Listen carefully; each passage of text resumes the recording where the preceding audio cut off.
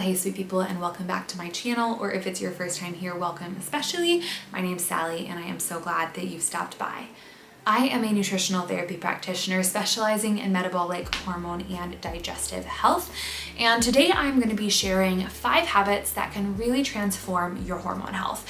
But before we dive into that, I think it's worthwhile to note that the human body produces over 50 beautifully complex hormones, many of which have a cascading effect on each other, meaning we can't really just pick out one hormone in isolation and say that's the problem. We have to take a holistic approach, a foundational approach, and also recognize that what's happening in terms of our hormones, or as expressed by our hormones, is really just a reflection of our overall metabolic health. In many ways, our hormones are a symptom and not just the root cause. We have to go a little bit deeper. So all of the habits that I'm going to be sharing today are very much foundational. I believe that they can help just about anybody, if not everybody.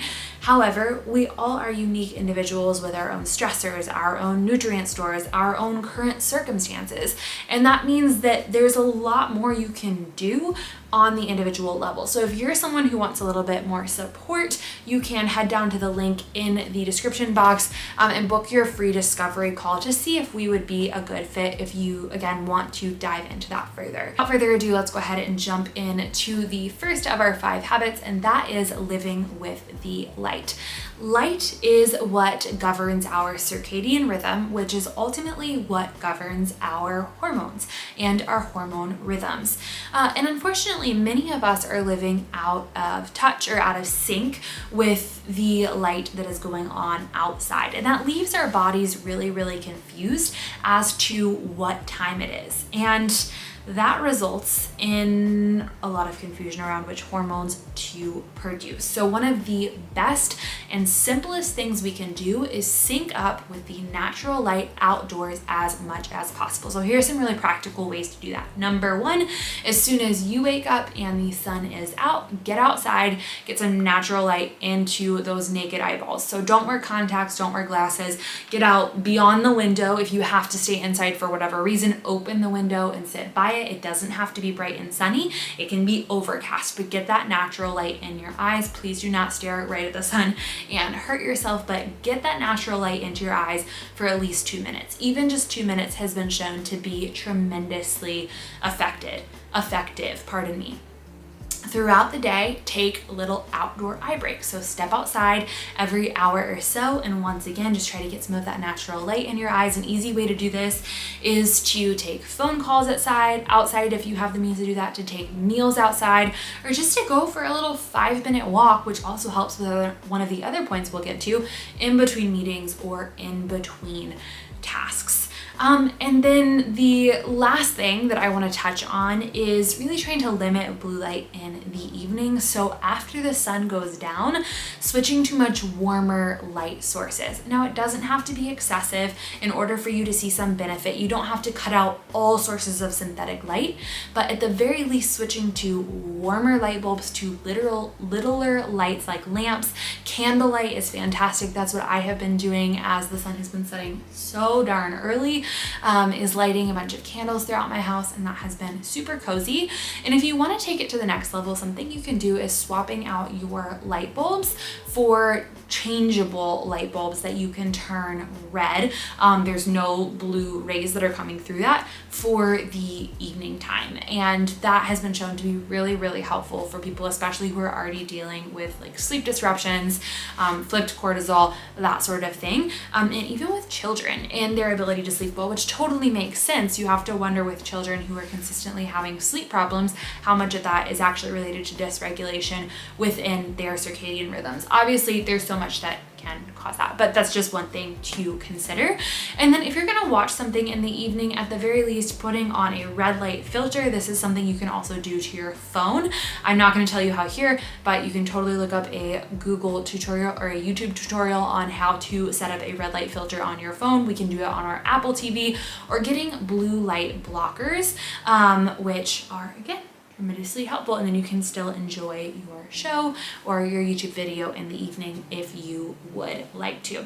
So those are 3 easy ways that you can start to live more with the light, and do not underestimate the impact these small shifts can have on your overall hormone health. And it all has to do with that signaling and your body knowing when it is supposed to produce different hormones.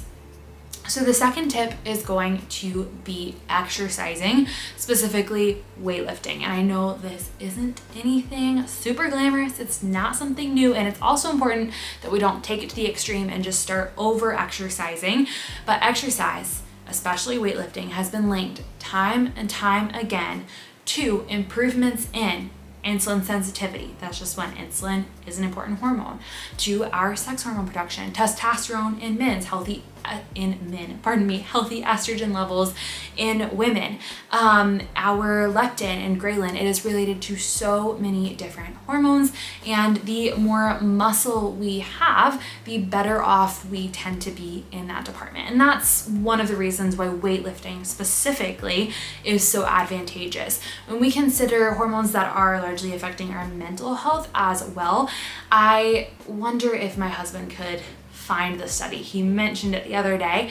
If I can find it, I will link it down below. But there was a study done at some point, I think recently, that showed that even deadlifting, I think once per week, was more effective in managing I think it was anxiety than SSRIs, which is just shocking. Like, it affects your serotonin, it affects your dopamine, obviously, all of that. So exercise, like, yes, if your body's in a chronically stressed state, you need to honor that. Yeah, we don't want to over exercise, but I think that's just something that we need to come to terms with, is that we need to find a way to exercise in a way that is supportive for our bodies. Okay, I'm going to stop ranting. But the next one is going to be get outside. And there are so many reasons that this benefits our hormones, some of which are really difficult to pinpoint, but let's just keep it short and say that the light, even soil exposure, and the movement that comes from outside, just the fresh air, all have been shown to have a really, really, really positive effect on our hormones. And when it's cold outside, I keep pointing out the window, but when it's cold outside,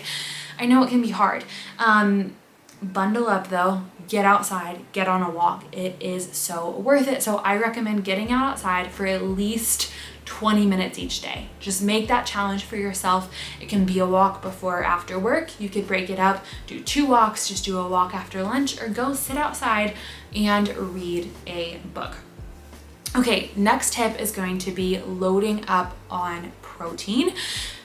Disclaimer here, preface, we don't want to take this to the absolute extreme and forget about everything else but protein. It's important to balance our macronutrients, but most of the individuals that I work with are chronically under eating protein, especially in the mornings.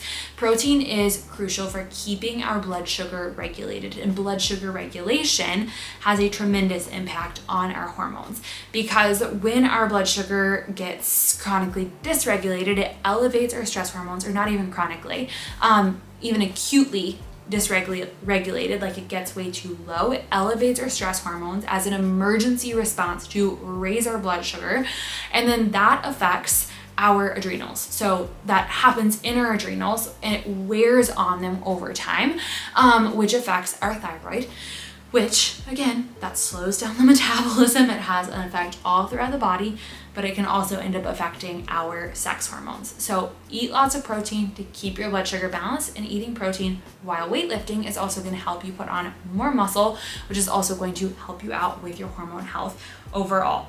And okay, number 5 is going to be focusing on nutrient-rich foods, and specifically mineral-rich foods.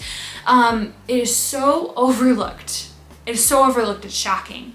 But nutrients are the building blocks for hormones. If we do not have them, our body will not optimally produce the hormones it needs. It just can't.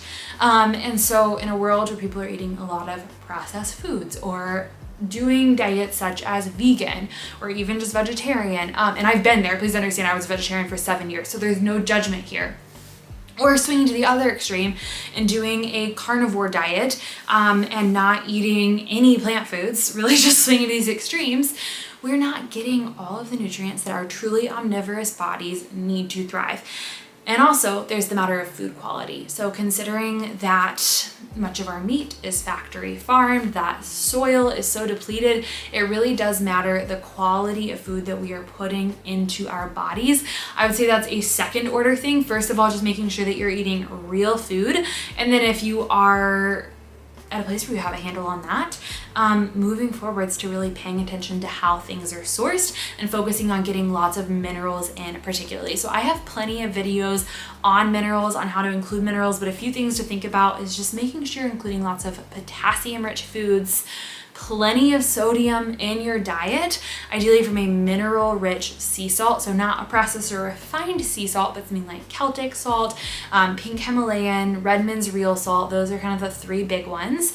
And then magnesium as well, which is something that most people do need to supplement because the soil is so depleted, our water is so depleted of magnesium, that we really do need to kind of add it in, unfortunately, in order to get enough. So sodium, potassium, and magnesium are really three big macro minerals.